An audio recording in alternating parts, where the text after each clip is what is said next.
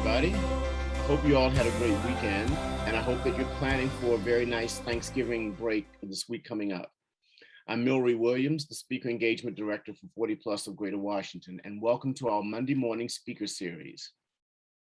40 Plus of Greater Washington is a 67-year-old nonprofit, and our mission is to empower and connect experienced professionals, managers, and executives for successful career transitions. And we do that through a range of programs, particularly like this morning's speaker series. But today, Charley Swords, coach and author of Dare to be a Revolutionary Leader, will walk us through the critical characteristics now required of leaders in this post-pandemic world, the essential dimensions of trust, and the importance of mentoring. Charley is passionate about empowering people and continues to inspire others by helping them to identify and believe in their own abilities and in their ultimate potential. She loves to help current and prospective leaders and managers empower themselves and then ultimately their employees, which is key to building high-performing teams. The thinking that the old power practices that are believed to come with the title or position is, in today's world, totally ineffective and uninspiring for future leaders. So with that, good morning, Charley, and I'll turn it over to you. Good morning, Milry.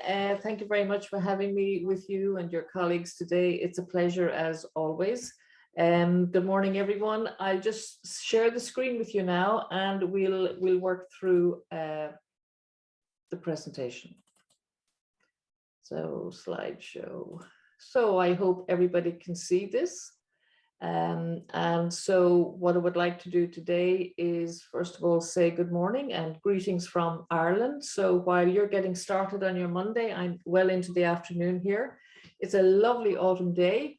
And it's good to be here. So what I would like to do today is I'd like to talk to you about my insights on the characteristics that are most required of leaders now in the post-pandemic world. Okay, things have changed significantly.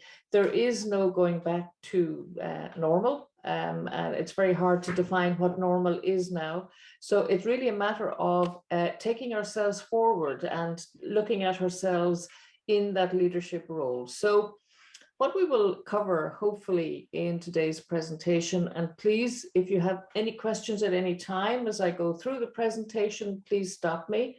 Milry will coordinate your questions and I'm happy to address them. Okay, so what we're going to talk about today is what does it mean to become a revolutionary leader?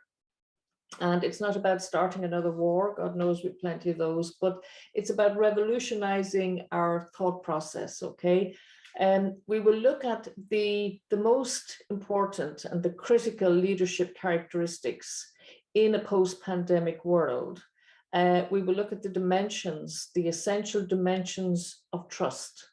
So as a leader, whether you're leading yourself purely in terms of looking at yourself as a leader of your life, whether you're a leader in the community, whether you're a leader in an organization or an institution, these characteristics are absolutely fundamental for everyone. And then we're going to look at the benefits of mentoring in terms of your leadership development. So if we'll have a few exercises that we'll do as we go forward, and it's going to help you. Really, what I would like you to do today, this morning, is just think differently about yourself as we work through the presentation. And if you have any questions at all, any situations you'd like to share, please do. I'm delighted to take your questions, okay? So the first thing I'd like to share with you is an absolutely fundamental belief of mine, and I think it's just worth considering. There is no such thing as perfection, only growth, and the same applies to leadership. And quite often the thought process is because you're the leader or because you have a certain title or a position within an organization that you actually know everything. Well, every one of us are human and nobody knows everything. And, life as we know it is changing. So it's absolutely crucial that as a leader, we understand that we're not perfect, nobody is. And so there's only growth. And that's what I'd like to help you do today. It's to kind of grow in your own leadership competencies and skills. So what is my definition of a revolutionary leader? As Milry said, that is the title of my book, Dare to Be a Revolutionary Leader. And of course, the first question is, and so what is that? What does it mean? So for me, a revolutionary leader is someone who consciously revolutionizes their thinking. So you consciously change your thinking, your attitudes, and subsequently your behaviors to help you focus on and to lead your employees from your soul. Okay, so rather than go, this is the way we've always done things here, and this is the way we will continue to do them, you know, really step back and look at yourself and look at your employees and the people you in the community and with whom you work and engage, and think, we're all human beings. We're all going through a crisis like no other crisis. And so the way and the practices that have gotten us to where we are today, they're not the ones that are going to take us forward and take us out of this situation. So if you are in a leadership role, or you're planning to go into a leadership role, take what we're going to talk about today and help yourself think very differently about your thought process, because our thoughts determine our attitudes, and our attitudes determine our behaviors. So how we behave in the organization with our colleagues is critical, okay? And please focus on your employees first and lead from the soul. And a revolutionary, as I see it as well, is someone who nurtures a culture of respect. There's a huge amount of discussion worldwide, and I've worked in over 26 countries, and I continue to work in some new ones, thankfully, remotely now. But everybody is talking about the boards of directors, oh, we need to change the culture. And when we talk about that, they talk about we need a culture of change. We need a culture of innovation. We need a culture of training and learning and development. I haven't heard anybody talk about nurturing and developing a culture of respect. And, you know, life is all about people. For the leaders, it's important to focus on your employees, because without them, there is no business. And without them, you won't achieve your goals anyway. So we really do need to develop culture of respect. And a revolutionary leader is one who sees, hears, and who values each and every one of their employees. And that is absolutely crucial. So over the years, there's much discussion about, you know, what's the number one resource or asset in an organization, and everybody, oh, customer, customer, customer. So they're absolutely crucial, don't get me wrong, but your number one resource are your people. Okay, so this is the definition of a revolutionary leader as I believe it to be, and this is what I'm going to share with you now, a lot of the content from the book. So if we look at leadership, it's been around for quite some time, but it continues to be one of the most observed and least understood phenomena on Earth. And it is continuously changing, okay? And the most important thing to understand from today's discussion, hopefully, please feel free, is leadership is not found solely in the executive or the leader or the management team of an organization, but it does occur at individual, group, and at organizational levels. So it's not just the boss, okay? It's about everybody. There is a leader. There's a leader in everybody. So it's still as complex a process as ever. And there are behavioral, relational, and situational elements and challenges from all levels within the organization. And now that we are in this post-pandemic world, the behaviors are changing. We have people who have worked remotely coming back into the organization on site. They're feeling completely overwhelmed because they had, a lot of them enjoyed the freedom and they enjoyed the ability to grow and develop themselves. And now they're being kind of shoehorned back into a box. They don't want this. There are relationship issues coming to light, and there obviously are business situations that are having to be dealt with, and an awful lot of fire is having to be put out. The same, obviously, in your country as much as mine, certainly in the health sector. The leadership in the health sectors are absolutely, they're absolutely crippled at this stage, okay? So we need to look at leadership as it's complex, absolutely. But it has been proven. So the organizations who put their employees first, who value and care about them, and who realize that without them, there is no business. They're the ones who are more successful and who are managing the post-pandemic situation in a stronger way.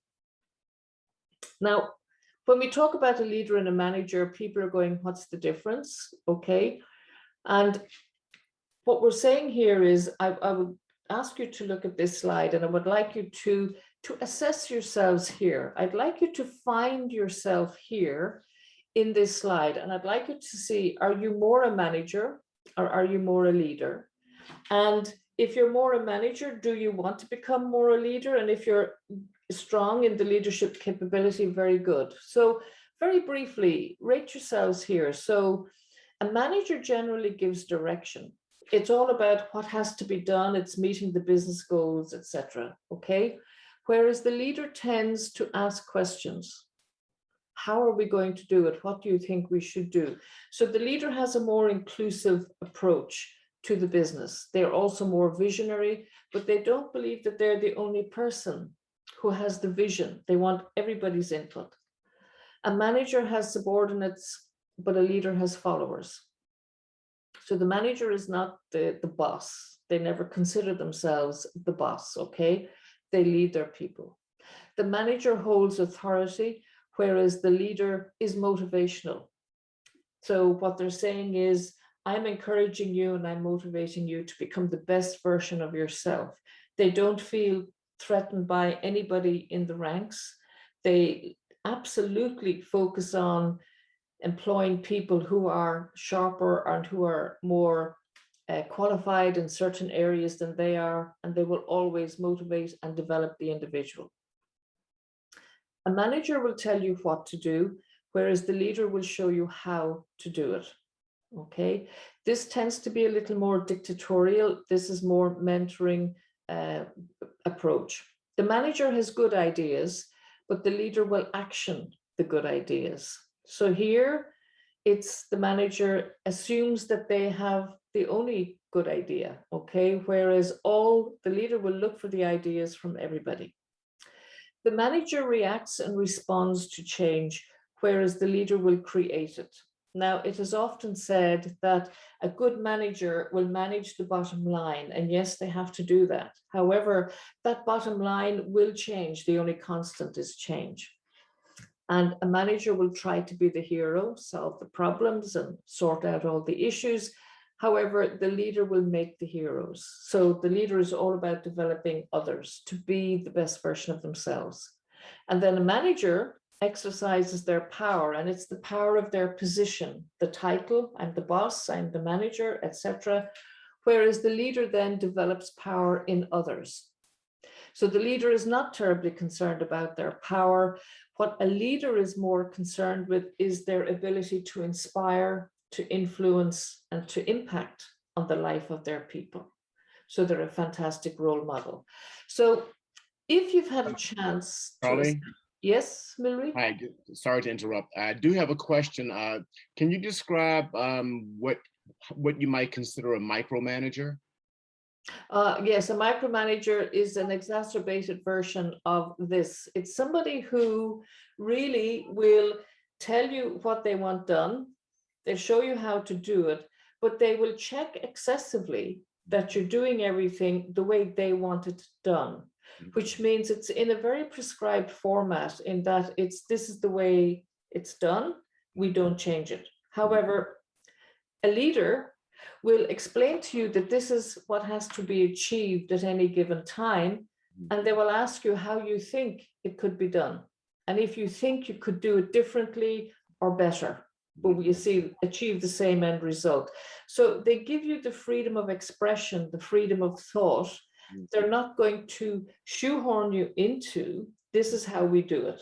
And a micromanager is, we've always done it this way, please continue to do it this way, and not give you any room to develop. And a microman, sorry. I just said thank you. No problem, Maurice. Thank you. A micromanager is, whereas we see here the leader is motivational, a micromanager actually demotivates completely. So they really restrict somebody's thought process and their ability to grow. So in the group, did anybody find themselves surprised by their assessment here?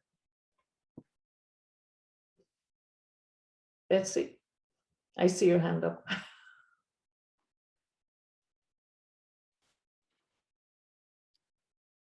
You're mute. Did you want me to share? Did you want me to share? Yes. Yeah. I just found that there was certainly, I view myself as a leader and I have many of those attributes, but I also realize that there are aspects when I'm in working relationships where I'm more of a manager, like tries to be a hero.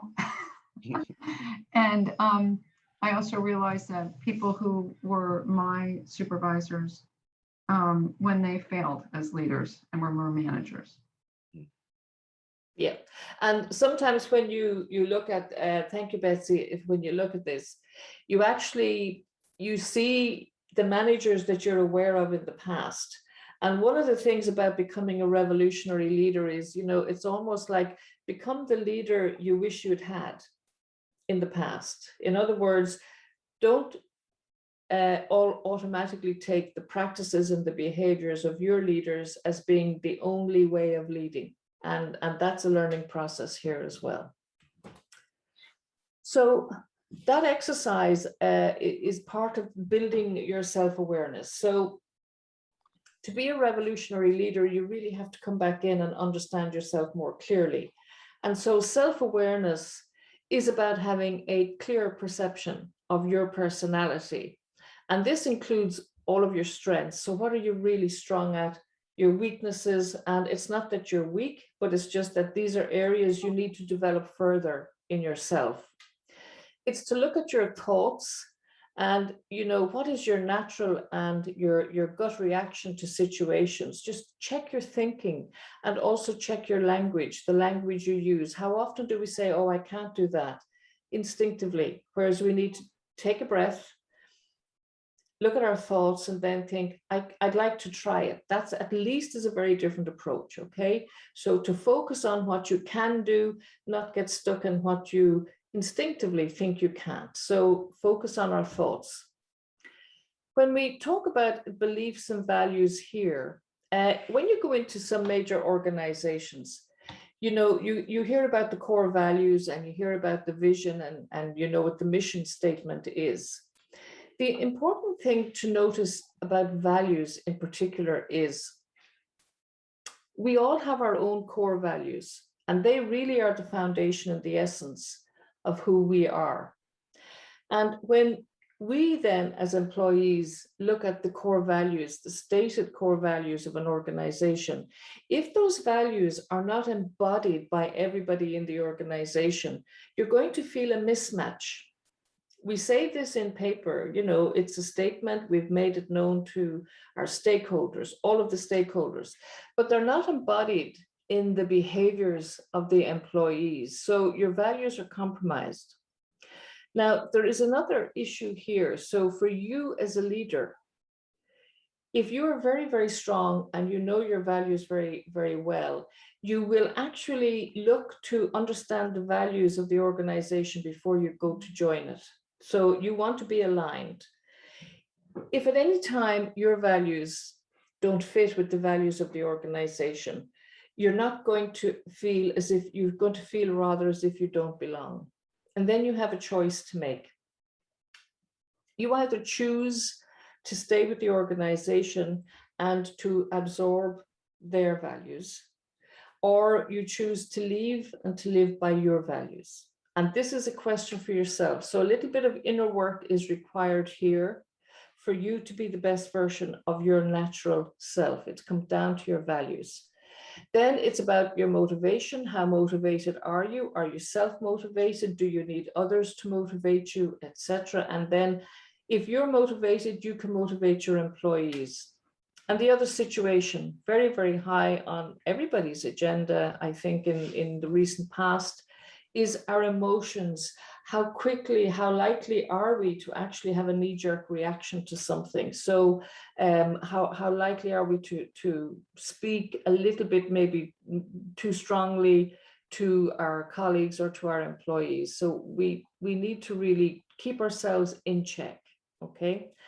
And so self-awareness really allows you to understand other people. If you can check and analyze yourself, you can then actually understand other people and understand how they perceive you and your attitude and your responses to them as well, okay? So it's where you can read people, but you've got to read yourself as well. So are we comfortable? Has anybody any questions in relation to this? Milry, yeah? Yes, Charley, I wanted to see if you could say something about the occasional conflict that happens between mission and culture. You know, you find a person who wants to be a revolutionary leader and is totally bought in and passionate about the mission, but the culture of the organization is lacking, or the culture is anti-revolutionary. And so, you know, I know some of this is built into motivation and emotions, but I just wonder how a person who is totally committed to the mission can reconcile that sort of dissonance between mission and culture. Yeah, it's a great question, Milry. It comes back to the core values.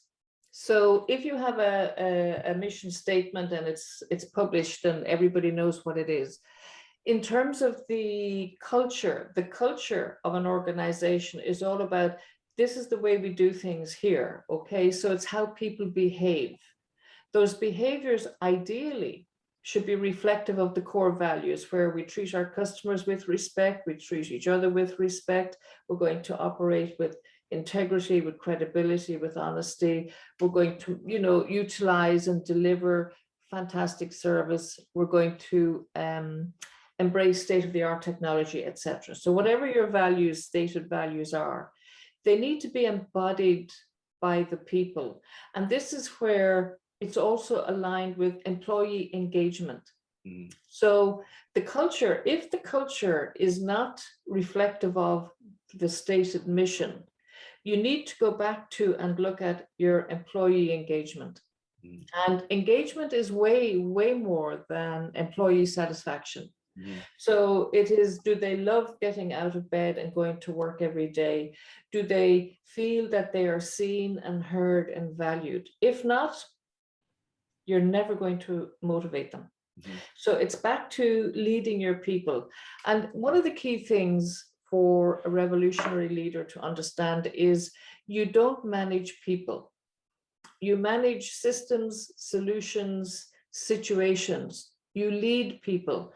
And so this is where the revolutionary leader might be kind of swimming against the tide almost, if there is a, let's say, a prolonged culture or practice of telling people what to do. Mm-hmm. No adult likes to be told what to do. And everybody has a fantastic thought process. But if you kill that initiative, you're going to get just, you know, a very demotivated, disengaged workforce who are not going to really row in when times get tough. So for revolutionary leaders in that situation, look to themselves and then start assessing their employees. Look at how engaged they are. And if you feel that they're not engaged, then the revolutionary leader needs to have that kind of a coaching conversation with them, where it's questioning and how do you feel and what do you think, and can you tell me why you think this, or you know, what is the cause of your tardiness or your poor performance or something. And the whole point of the coaching questions is to get your employees to start thinking for themselves and to think, oh, actually, I haven't really thought about it. I'm just doing the same old thing every day because blah. Mm-hmm. So to close that gap, Milry, to answer your question, they really need to focus in on their people and they need to take the time to have the one-on-one conversations, and they need to look at employee engagement. Okay, thanks. Okay, great. So these are two key questions I ask all my clients when I'm mentoring them. It's, what legacy do you want to leave as a leader? So do you want to be the kind of leader you would have loved? Do you want to be better than the kind of leader you would have loved? Do you really feel that there's something different? Because, you know, do you want to kind of, you know, leave this earth and say, well, you know, I did everything and boom, that's me finished? Or when you consider your legacy, it's, have I impacted people enough that it's going to have that a ripple effect, that I'm actually going to leave something good that's going to pass on to generations and generations, so that there's an eternal element to why we're all here on earth? Are you happy to go, I've had a blast, I'm out of here, okay? And so the other question then is, how do you want to be remembered? An awful lot of leaders are remembered because they put the fear of God in us. I had some of those in my time when I worked in the bank. And I've met some of them in some of the client organizations worldwide. And it was, you know, the leader ruled with an iron fist. And you could see the impact that had on people. So I'm really asking you, you know, think about your legacy as a leader and think about how you'd like to be remembered. But before you answer the questions, think back to the leaders you've met and worked with who inspired you or who continue to inspire you today. And then think also about the leaders who may have achieved their goals, but they did not inspire you, okay, because their goals or their leadership style jarred with you. So you just felt it was a dreadful way to approach things, okay? So a very lovely exercise for you to take away before you move forward, okay? So this was by way of introduction. What I'd like to do now is to take you through the most critical post-pandemic leadership characteristics. So to really help your people and to really lead your people through huge change, okay? Just look at your characteristics and see, okay, what do I need to develop and what can I work on here? So as we go through these, please just take a few notes and rate yourselves on the scale of 1 to 10, where 1 is poor, 10 is excellent, and then see where you are at the end. Some of these you're going to be fantastic in. Some you might think, oh, I need to brush up on this, okay? So it'll just help you strengthen your own leadership characteristics. So the first one we have is humility. So the questions here is, do you see your employees as humans or as a means to an end or resources to be used as and where you decide? So depending on how you see your employees are going to feel that and they're going to respond in kind. So if you want to change some of your employee practices, look at your own practice. So how humble are you?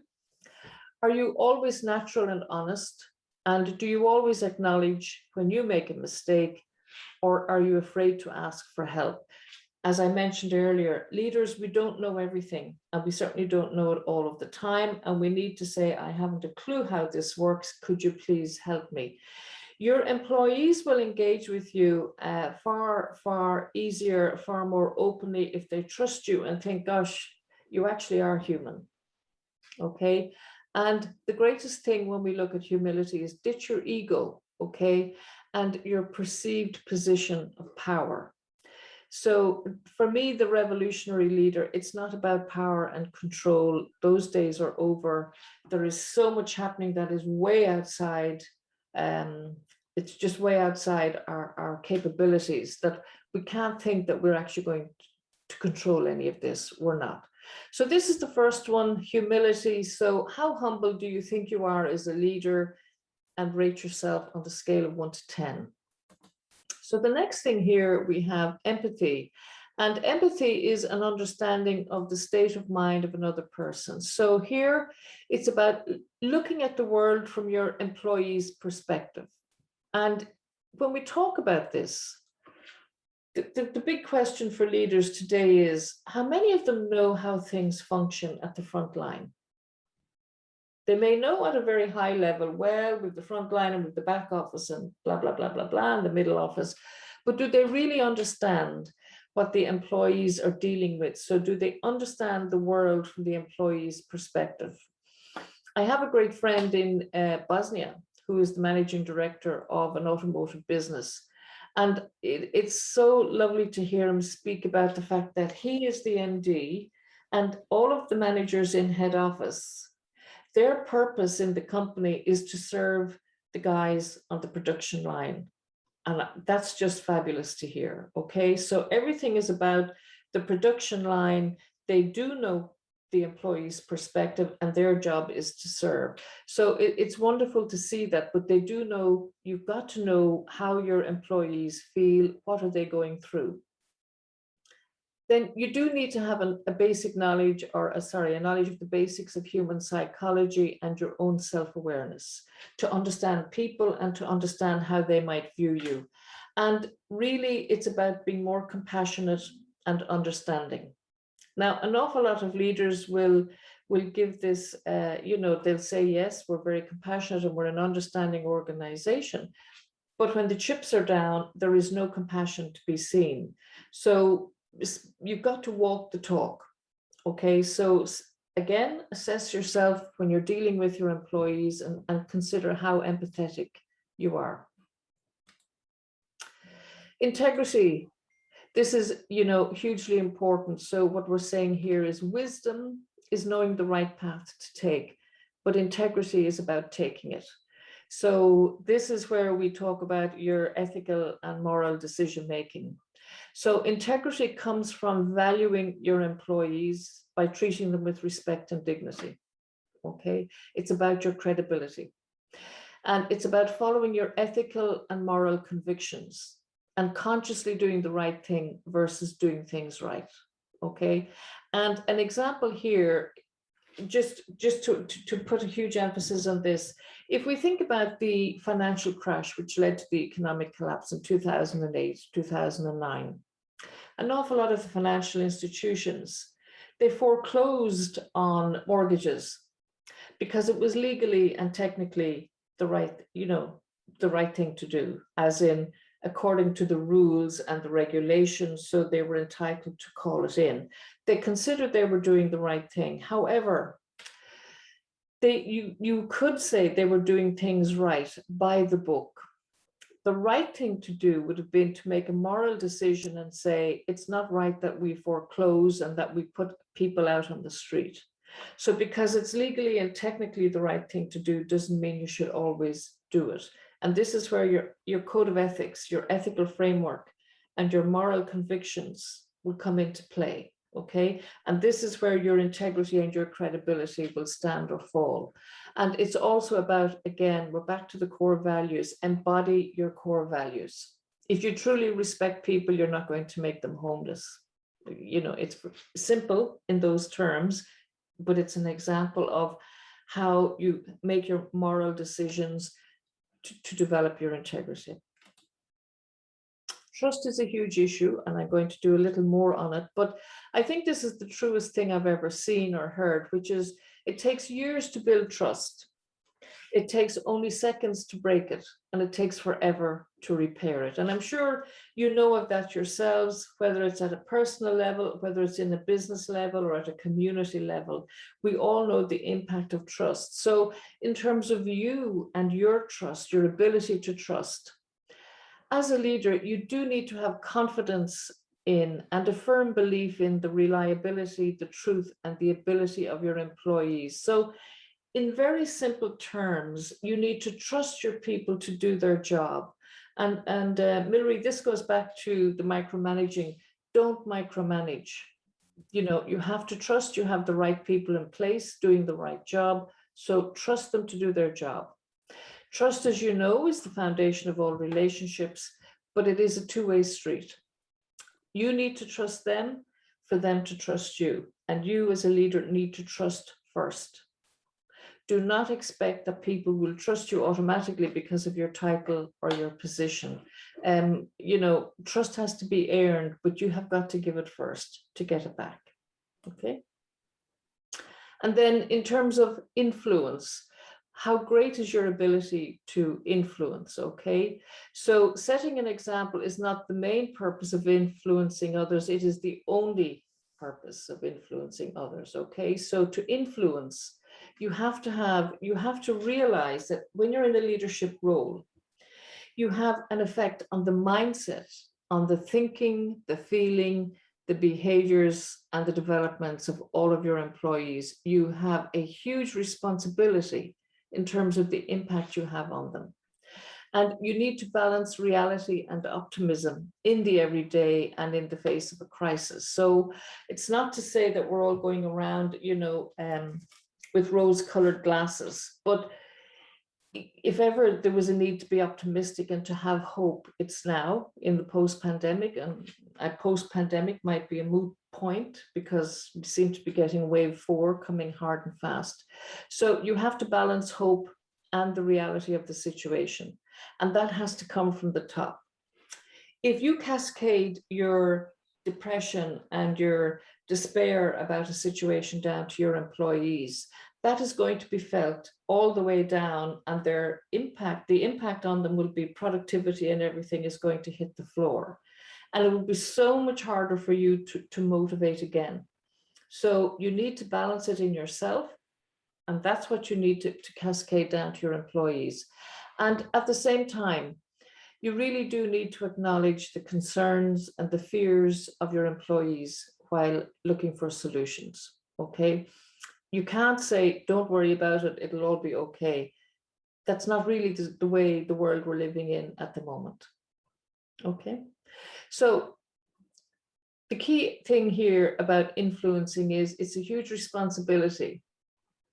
And the greatest impact you'll have is when you are a role model, a fantastic role model as a leader. So would anybody care to describe themselves as a role model, as a leader role model? Do you think you're good? Think about this in the context of not how you would describe it. That mightn't be very complimentary to yourselves. You might be modest, but think about your staff, your employees, and think, your colleagues, would they actually consider you a good role model? Would anybody like to share?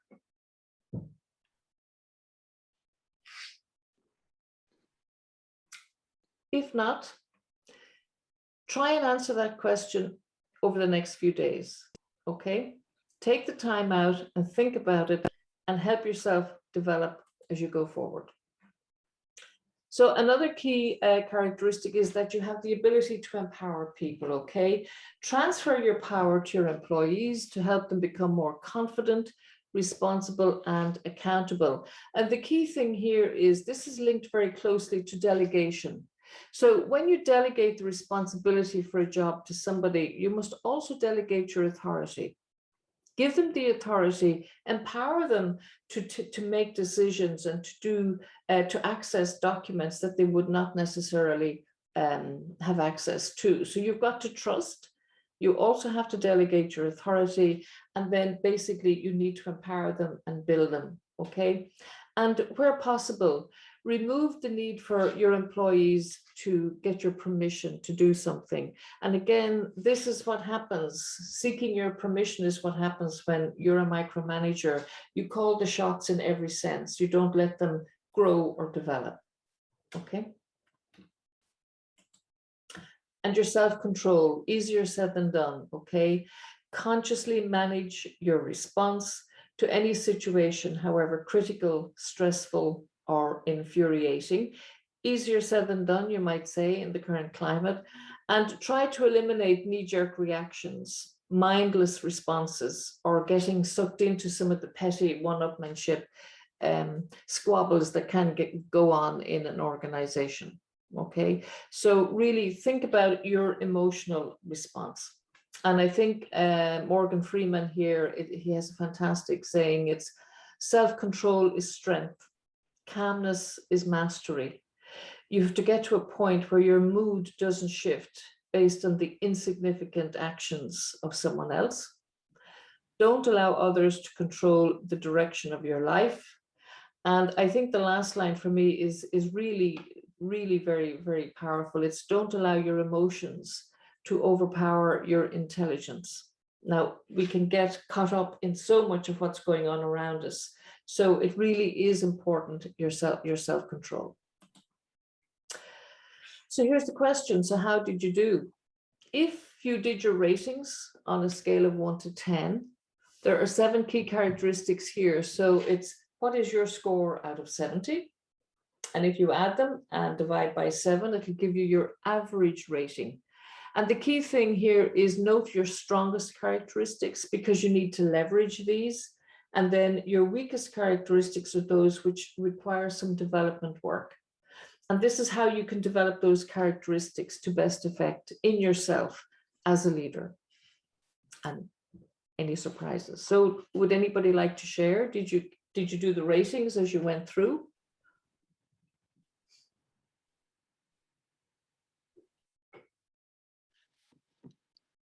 Okay.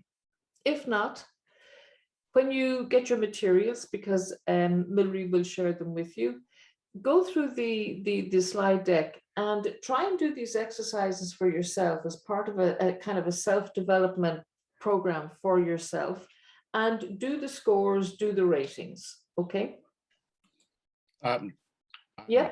There, Greg Collins' hands is up. Greg, yes, Greg. Hi. Hi, good morning, Charlie. Can you hear me? I can, Greg. Yes, thank you. Yeah, thanks so much for rejoining us. Really appreciate it. Great. I was thinking about your question in terms of influence in that leadership role. And my own self-reflection is, I think I kind of gauge my level of influence and effectiveness based on the results that I get from working with people. And results not mean manager-driven results, but leadership. Yes. You know, how I see them develop in the process of taking on more responsibility or handling the responsibility. Yeah. And I think it's a constant reset for me. It's like, yeah, if I think things are not going well, old days, I might have thought, oh, let me try to fix or change that person. These days, it's like, what do I need to change within myself? Yes. That to me is the difference. Also, I really enjoyed you pointing out the difference between the leader and the manager. It will always start with yourself. Exactly. You know, I do an awful lot of training as well with a lot of groups. And, you know, but people often say to me, well, I don't know how to change that person and their behavior in their organizations. And very much in line with what you've said, Greg. My advice to them always is, you can't change another person. None of us can. Yeah. We can only change our response to them in the situation. Mm-hmm. And therefore, if you want to change the behavior or to change the way that person interacts as part of a team or with you as a leader, you have to look to yourself and change your behaviors. Now, this doesn't go down too well for everyone, because again, why should I change my behavior because they're behaving appallingly? But this is not, the whole point is the essence of being a really strong master who has mastered self-leadership is that you will know that you can't change anybody else. Therefore, you've got to look at what's happening and see, how can I change to get that person to change? So they will reflect a change back to you. And so you will bring that sense of calm. So you're absolutely correct, Greg. It is all about looking at yourself. And that's a part of being humble, is part of those characteristics. We don't know everything, but it is incumbent on us as leaders to help other people grow and develop and to help them realize. And again, you can do that through the coaching questioning techniques. You know, how do you feel? Have you noticed your behavior? Have you noticed the impact of your behavior on others? Or have you noticed your performance? And then try and work with them to get them to think, oh, I wasn't aware. And it's really to help your employees develop their self-awareness. Charley, I'll just add, just to sort of dovetail on what Greg is saying. Sometimes being a leader is leading up and down the organization. And more often than not, I think an important element of that is finding out what motivates the people who you are interacting with. And so when you can find what the top leadership in your organization, what motivates them, you can be a little bit more empathetic, and you can step into their shoes and figure out what works for them, as well as those people who may or may not report to you and those folks who are your equals in the organization. Understanding, I think, what motivates people, I think, is a really good element to being a revolutionary leader. Absolutely, absolutely.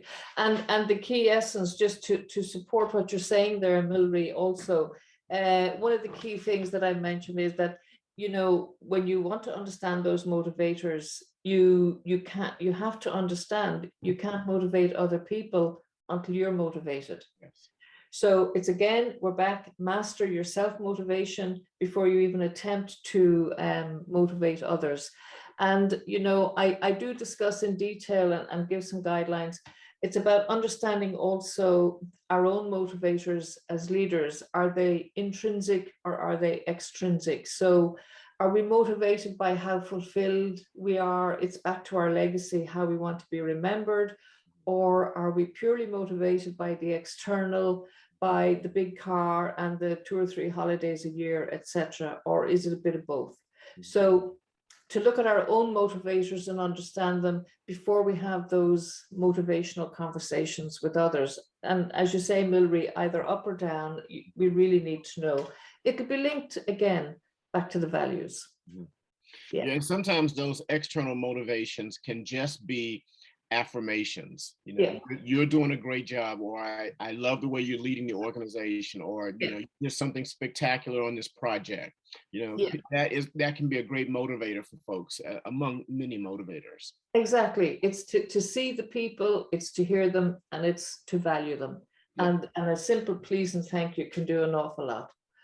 Okay, super. So I'll just move on now to, I'm conscious of your time as well. So we want to look at the essential dimensions of trust here. So we touched on trust as being one of the key characteristics, but it is the glue of life, and it is the most essential ingredient in effective communication, and leaders are communicating all the time, and it is the foundational principle that holds all relationships. So if we look at trust in the context of your employees, okay, it actually increases loyalty and the willingness to stay with the company if people trust you.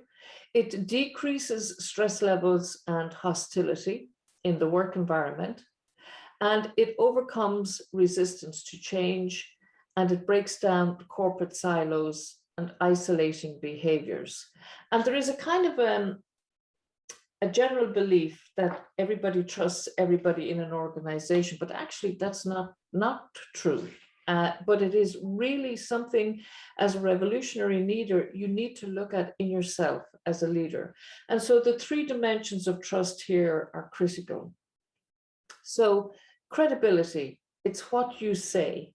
It's your introduction of yourself or your colleagues or a topic. It's what you say to your employees. It's the promises you make, and leaders can make numerous promises. And it's the feedback you provide. So whether it's a formal or informal feedback, very similar to what you said, Milry. And then it's also what you convey through your phone messages, letters and emails, in person. And here, you know, how you communicate in person is crucial, because 93% of all face-to-face communication is nonverbal. And that is crucial. So only 7% are the words. And the other 93% are made up of 55% of all face-to-face communication is your body language, your facial expressions, how you hold yourself, how you walk into a room, how you sit, your posture. And 38% is how you speak. It's the tone of voice, the pace of voice, etc. So face-to-face communication, your credibility, 93% of that is nonverbal. And it's important as a leader you remember it, because you're a role model. And it's also then how you communicate reports, company materials, performance reviews, etc. Reliability is the next dimension of trust. And this is what you do. So you've made a few promises, but the reliability and the credibility are linked. And it is, do you keep your promises? Are you reliable? Are you dependable? Are you always on time when you say you're on time? Are you a true role model, or is it do as I say, but not as I do? You need to be very careful. Do you communicate honestly and with integrity? Do you present according to the brief, or do you put in your own agenda? Do you meet your deadlines? And if you have agreed goals, do you deliver according to them? So it really is what you do. This is all about your behaviors. And then the rapport is how you relate to people. So meet and greet warmly, have a personal chat before getting to the point of a meeting or a discussion. It could be something as simple as maybe something about the weather. Did they find a parking space quickly enough? If there was a match or a game or something on, what did they think? So don't just jump straight into the meeting. You need to build rapport and build some trust. So you need to empathize. You need to make sure you're on the same wavelength emotionally as others. And the most important words you can use as a leader are please and thank you. Absolutely simple, but hugely effective. And then don't let titles or positions of power get in the way of seeing the positive in the other person. Okay, so these are the 3 dimensions of trust. If you want to use this slide as a self-assessment later, please do.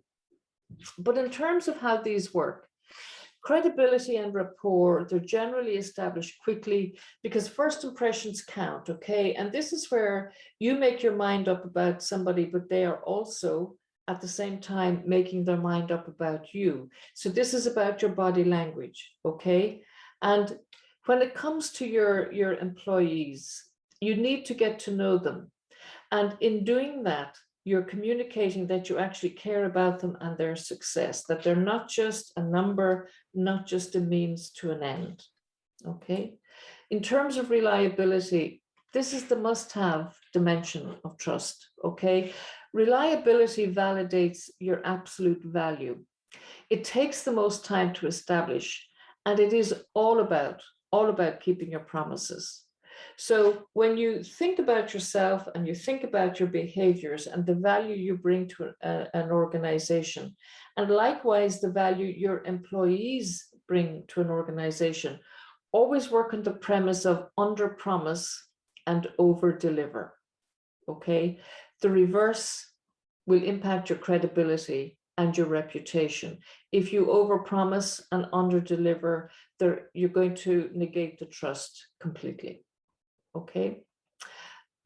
Any questions? Are we comfortable?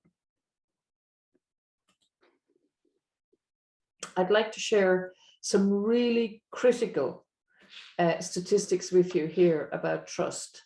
So according to the Edelman Trust Barometer, so 33,000 people in 28 countries, 1 in 3 people do not trust their employer. That is 33% of your employee base, if you look at it in that context. 1 in 3, that is horrendous. And I'm just highlighting here. So for yourselves in your own situation, consider that within the context of the Great Resignation and employee engagement. At a minimum, you could nearly guarantee 33%. If they don't trust you, they're going to leave very quickly, okay? The research shows that when there is more trust in the workplace, employees are 23% more likely to offer ideas and solutions. And this is what you want. You want them to contribute. You want them to become more and more engaged. And this last statistic is a bit scary, okay? It is too high. So in the global CEO survey, PwC have reported that 55% of CEOs think a lack of trust is a threat to their organization's growth. 55%, again, too high. But we need to look at this. The CEO is the leader, the perceived leader of the organization. And so if they're saying, well, you know, the lack of trust in what? In the institution or in the leader or the leadership team or the managers. So these are quite stark statistics. So I would like you to, in your leadership role, just have a think about how they apply and what you can do as a leader to mitigate them. Okay, but they're pretty stark. And now we need to look at trust in the remote hybrid working environment. So how do you build trust in a remote workplace? This is a very, very interesting cartoon. So remote delivery, I shipped the delivery, can you land it? And of course, the colleague in the remote environment is not paying attention, they're not tuned in, so no guarantee of delivery. And these two people, this lady definitely trusts, she needs to trust this gentleman, but if they don't deliver, there's a customer in the middle of this whole process, and this is how you need to look at it, okay? So COVID-19 has highlighted the key struggle of managers to lead employees. Basically, there's a challenging truth. Most companies fail in building trusting work relationships. And this is quite scary when you think of all that is going on in the world. If your teams and if the organizations cannot pull together in a trusting way, we're not going to come out of this in the way that we need to. So some employees blossomed working remotely, while others struggled from lack of communication, feelings of isolation, and their own lack of confidence. And as a leader now in the post-COVID situation, all of these need to be addressed. But critically, trust is absolutely fundamental. Again, how do you address it? Go back and look at your ability to show and give trust and to be trusted, and then look at the 3 dimensions of trust again with your employees. Okay, so this is a very important guideline for you, and you'll be able to use it. So to build trust amongst your team, this is actually a full-time leadership responsibility. It's not a once-off event, it's a process. And it's all about training your managers to become better leaders in dealing with employees. And I think a key message here, to deliver is that your managers shouldn't think that they manage people, they lead people. That will be a fundamental difference in terms of how their employees and their teams respond to them. So how an organization treats its employees will either build or destroy the trust. And so it needs to come from the top, and you need to look at the management and the leadership model in terms of building trust. When the top management trusts its managers, that trust will cascade then from the managers down to the employees. But sadly, of course, the reverse is also true. If the top management do not trust the managers, the mistrust will cascade from the managers. So the leader has a huge responsibility in building trust. And when giving trust to others, if it's observed as the default behavior, so again, embodying the core values of the organization, then it will become the norm to follow and foster all the positive effects of trust. So any questions, anyone? Are you comfortable? Okay, so here I've outlined for you some leadership strategies to build trust, okay? Acknowledge and appreciate your employees every day. Empower your team by first you need to trust them to do their jobs and to be both responsible and accountable. Listen more than you speak. Seek and act on feedback. Great leaders don't know everything, and the more successful ones will be the ones to admit that freely. Remember your body language in all communications. 55% and 38% is how you speak. Create an inclusive and no blame culture, and implement the above consistently, and ensure that your leadership and management teams role model all of these as well. So they all look quite simple here on paper or on the screen, but getting a management team and all of your leadership team to do this consistently, that will take time, but you will reap the rewards, no question. So are we comfortable? Okay. Now, the important thing to remember here, I wanted to discuss why mentoring is essential to leadership development. So essential to you as leaders, but also if you're in a leadership role, it is important for you as a leader to develop your successors to also become leaders, okay? So a revolutionary leader will also become a mentor. And what they will achieve by leadership mentoring is, if you're already a leader, you're more likely to be the mentor than the mentee. But you need to bear in mind, if you are having some challenges and you raise them in the organization, there is a risk you could damage your reputation. And an awful lot of leaders in organizations tend to engage an external mentor just to help them manage their own situation. However, again, remember, you need to mentor your successors. As the saying goes, it's tough at the top. And it's getting tougher in this post-pandemic work environment, but it doesn't have to stay that way. So either having an external leadership mentor or having a team of mentors that are recognized in your organization, it means that you bring some objective professional is available to discuss your issues and challenges with in confidence. And this is important. So an awful lot of organizations bring in external coaches and mentors as well. Okay, it's not always somebody within the organization. And the role of a mentor is to help you develop your strengths as a leader and to identify any blind spots or self-limiting beliefs when it comes to your thinking and your leadership abilities. It's great to have a sounding board. So some of the benefits are, and if we look at the importance of mentoring, so some of the strongest leaders still have mentors, okay? So Bill Gates reportedly regularly checks in with his longtime mentor, Warren Buffett.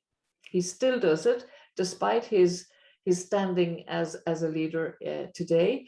Oprah Winfrey also credits Maya Angelou with mentoring her during her career. And both Bill Gates and Oprah have gone on to mentor other leaders who are following in their footsteps. So either having a leadership mentor or becoming one within your organization means that you become part of a chain and you learn from your mentor and support your mentees to develop their leadership skills. So there is a continuum, and this leads to the original question about what is your legacy as a leader, okay? So a mentor, whether you're using a mentor or you become one, you're going to challenge people's thinking, okay? So when you or your employees are faced with difficult decisions or challenges, having a mentor as a sounding board to discuss your options with is invaluable. You get an independent, objective feedback, and it just will cause you to think differently. They will help you to identify and explore different possible courses of action. And a leadership mentor won't tell you what to do. They shouldn't tell you what to do, but they will ask you probing questions that lead you to think differently. They will share their experiences and say, well, my experience was this is how I dealt with it. Do you think this could apply in your situation? So they're helping you understand that you're not alone. Others have been here before you, and they're just giving you some food for thought. And they will also challenge your thinking in terms of finding the best solution for you and the people you lead. So to challenge your thinking, this is one of the foundation stones of being a revolutionary leader. An awful lot of leaders have and suffer from self-doubt. It doesn't seem evident to their employees or within an organization, but I've been there myself, and a lot of my clients suffer from self-doubt, even at C-suite level, which is really interesting. So when you mentor people, it is interesting how many leaders suffer from a lingering imposter syndrome and self-doubt.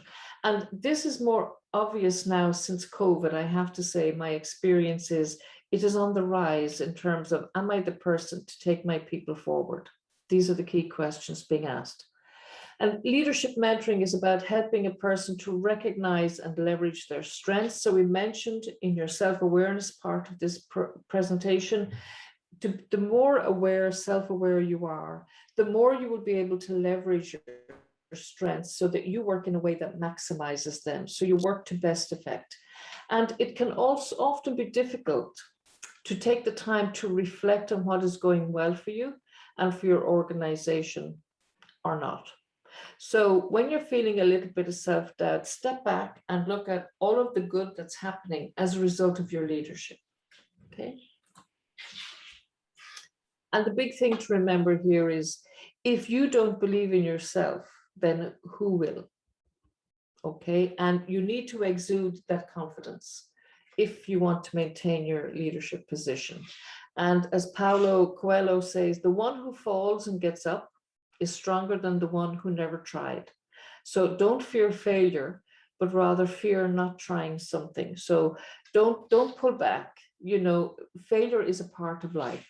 It's an inescapable part of it, and it's a critically important part of any successful life. So, you know, always make sure that when you're developing a culture in your organization as a leader, that failure is welcomed, and that you encourage, empower all of your employees to actually step forward and try something new. Not everything is going to be a failure, but empower them at least to think like that. Okay. So mentoring, leadership mentoring will help you get a different perspective. And as a leader, you need to help your employees get a different perspective. So a mentor will have a wealth of experience working with senior leaders in many different sectors. From this, they will have different perspectives on the challenges that you face, and they will help you see things differently too.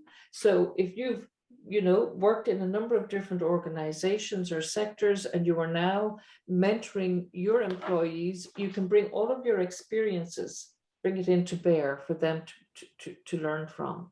And then a leadership mentor can also help you to avoid falling into the trap of a group think. Okay, it's like, well, this is the way we always do things here, or it'll help you find your way out again. The old ways are not always the ways that are going to take us forward. So, the easy way is not always the best way. And that's why we need to really revolutionize our thinking and really put the focus on our employees. And so to improve your mentoring skills, a mentor can help you do that, because they will bring out the best in you, empowering you to be a role model for how you can mentor others. And they will open up about the lessons they've learned as a mentor and help you to navigate your way to mentoring others. And that is crucial too, as a leader, that you actually learn to become a mentor, because as this Chinese proverb states, and it's so true, if you want to harvest in 1 year, grow a crop.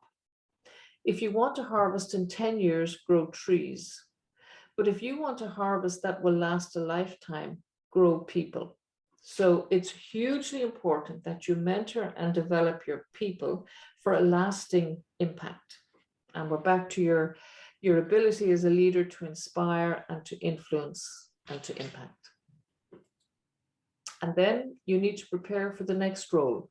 Whether you're mid-career, considering retirement, your leadership mentor can help you develop a plan for every stage. And they will help you to explore how you will use your considerable skills and experience, okay?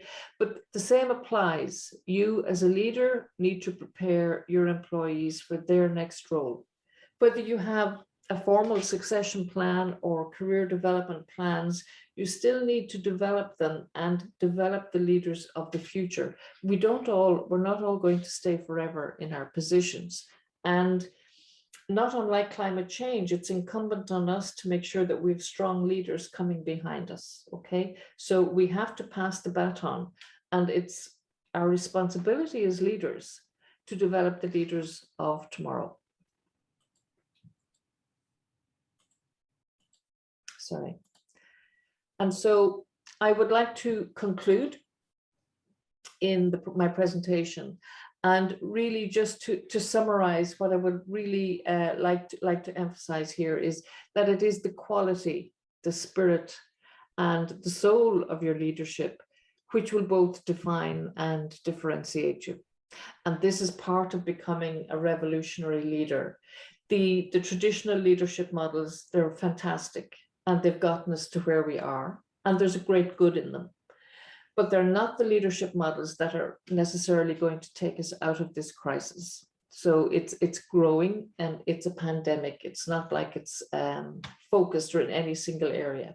So it is really time for everybody in life and in business to step back and to think about the quality, spirit, and soul of our leadership, and to do things differently. So, Charley, I will just say I was really interested in this section on mentoring because I think the point that you sort of alluded to, having a mentor and a mentee, is really an important part of the whole pipeline of growth, leadership growth. I mean, I think Yes. my personal feeling is that, and professional feeling is that when you can benefit from the mentoring of a leader above you, it really informs how you can help bring somebody else along. And I think that there's great reward in both of those relationships. Absolutely, absolutely. And it's really incumbent, and I do believe the revolutionary leader that I envisage and hope for, that they will see the value in being mentored themselves and in naturally, automatically mentoring their employees.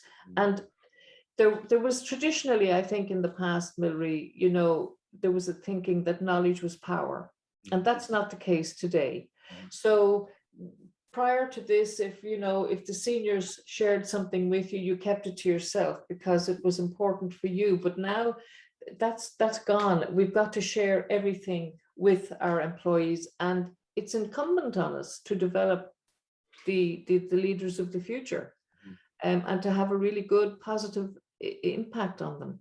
And but it's really important also for, I think with COVID, with the pandemic, it has caused an awful lot of people to rethink everything about themselves and their lives. And I think they're looking at themselves differently as leaders. So, you know, I encourage, and I would invite everybody now to really do the internal work in terms of their own leadership. So to master their self-leadership, and then to become a much better and a much more impactful leader for their employees. And it will help develop the leaders of the future. So absolutely, it has got to cascade for it to be truly sustainable and to have a lasting effect. Are there other questions for Charley? If you have, I mean, you know, please, I would like to thank you all. My email is here. And if you have any questions and you'd like to ask them, you know, privately, I'm very happy to respond to your emails. So, you know, I hope you found the presentation beneficial and of value to you. And again, Milry, thank you for inviting me to speak to your colleagues today. Let me see if there are other questions. There might be questions in the chat, maybe not. I'm looking in the chat now and I don't see any new ones. Oh, wait a minute. Here's one. How can I find a good mentor? What's in it for them? You can find a good mentor. You can basically, no, it sounds terrible. You can Google good mentors, but I could also tell you I'm a good mentor, but that'd be dreadful, wouldn't it? But you can find a good mentor. And what's in it for the mentor is, if you ask any really good mentor, what's in it for them? They're mentoring because they want to have an impact themselves. They want to help people develop themselves and be the best they can be. And that's what they want to do. They want to share their experiences and their wisdom and to help you achieve the very best for you. Charley, I will say that this mentoring conversation is really important and timely, because I'm having this conversation with my daughter, who's a millennial, and she's young in her career. And I'm trying to impress upon her the importance of finding people inside and outside of her organization who have plotted a very similar career and been successful at the career path that she's taken. And she's just beginning to really understand the power of mentorship and finding leaders who can inspire. Yeah. And I think it's great because in fairness to the millennials, they have come through life in a very different, probably a very different way of life to the mentors who have come through different experiences, and they have the wisdom of their years in business in a different way. And it is the sharing of those experiences and the wisdom that is invaluable for I think the millennials, because a lot of millennials are working in organizations where you have some more senior employees and they're at a different wavelength. And so the leaders in those organizations have got to find a balance where everybody respects everybody else, so that the older employees respect the millennials and the millennials respect what the older employees are bringing to the equation as well. And a leadership mentor will help your daughter with that for sure. Yes. Are there other questions of Charley this morning? Yeah, I think Betsy and Greg Okay. have their hands up. Okay, if you just unmute. Well, I just wanted to say, Charlie, thank you for this presentation. I think one of the key takeaways also, it's really important to remember that we're all leaders, whether we're technically at the top of an organization or not, and the responsibilities you spoke about in terms of managing our careers and managing our lives as a leader or as a manager really applies no matter where we are in an organization. So I wanted to thank you for your advice. You're very welcome, Betsy. Thank you. Greg, did you have another question? Yes, I did. Okay. Charley, kind of the model that you're rolling out, I see roots of that coming out of the servant leadership model. Yeah. And then you had Goldman come along with emotional intelligence and deliberately said didn't have the word emotion out there without intelligence because he knew it wouldn't sell otherwise. But my question I'm getting to, Charley, is at what point do you think, or do you think that point is now, is like this kind of leadership style, in some organizations, it appears to be optional. But if you stand back and look at statistics or what you're talking about, it's not really that optional if you want to be an effective manager. Mm-hmm. So Yeah. I think my question is getting to is, even with your consultants and working with organizations, are you starting to see a shift where people think, well, no, this isn't really so much an option anymore. This is something we have to do. Yes, they're moving to it slowly, Greg. And what I believe is that a new leadership model needs to be developed and it needs to be implemented in organizations as part of the culture development. And the leadership model that obviously I recommend is one I've developed myself, which is called the 4-in-1 leadership model, where leader must be and know the difference between being a leader, a manager, a mentor, and a coach. Mm-hmm. And that the leader will learn in time how and when to seamlessly move between each of those types of leadership, because all of them have a place and all of them are required. So if we go back to one of the earlier slides, it was you're either a manager or a leader. That's not enough anymore. We need to bring our people with us. And so the coaching is fantastic, but the mentoring is also important. So, and a lot of people say, well, what's the difference? And the simplest way that I can describe it is a mentor will share their experience and their wisdom, and they will show you how to do something. Whereas the coach will ask you how you think you could do something. So they get you to think for yourself. Now, you can move seamlessly and need to move seamlessly between all 4 leadership styles. And for me, I believe that this is the leadership model that is now required. And it needs to be something that is not optional, but it needs to be embraced and developed and implemented throughout in an organization so that you have a recognizable leadership model in the organization. So let's say if I'm an employee and I start off in one department within a large organization, when I move into another department, I should notice the very same style of leadership coming through rather than it being very personal. So I had a really lovely leader in this section, but I go to another section and I have just a leader that, is so completely at opposites by comparison with your former leader, that the employee gets confused about, well, which of those 2 styles of leadership should I really, take as being correct? So organizations do need to embed a very standard Now, and I don't mean standard as in restrictive, I just mean that they need to make sure that their leadership teams are actually all developed and trained, and they have mastered the 4 leadership styles.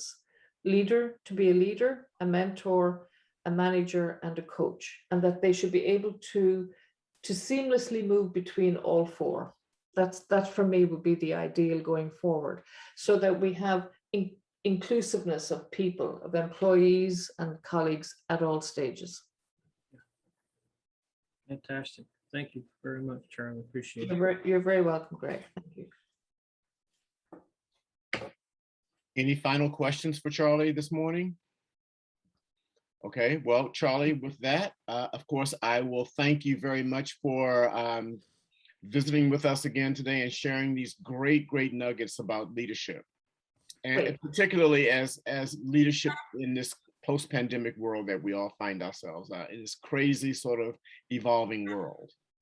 So It is that. Well, Milry, it was an absolute pleasure. I'm delighted to be able to present, and I certainly hope it was of value to everybody. So thank you very much indeed. all right, thanks everybody. Have a great week and have a really great holiday. And just a reminder, we will not be around next Monday, but we will be back the following Monday, December 6th. Thank you. Super. Thank you, Milry. Thank Thanks, you. Charlie. Bye-bye. Thank you. Bye.